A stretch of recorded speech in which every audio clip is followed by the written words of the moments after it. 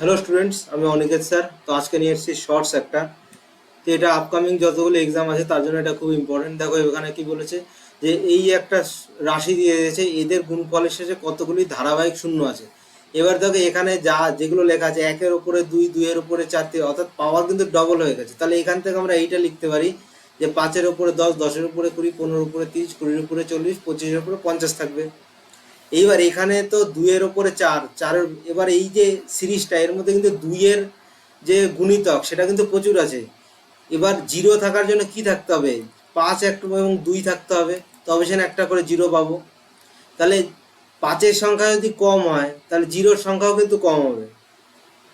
তাহলে এইবার এইখানে দেখো এখানে কি কি বলেছে যে এখানে দশ, পাঁচের ওপরে দশ, তার মানে 10 যোগ 20 যোগ 30 যোগ 40, এইটা করলাম। এবার 25 মানে কত?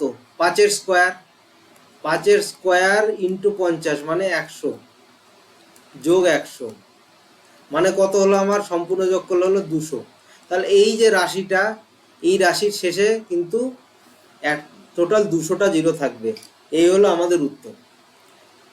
তো এই যে সিরিজটা আমি নিয়ে এসেছি, এই সিরিজটা করতে থাকো তোমরা। এই সিরিজে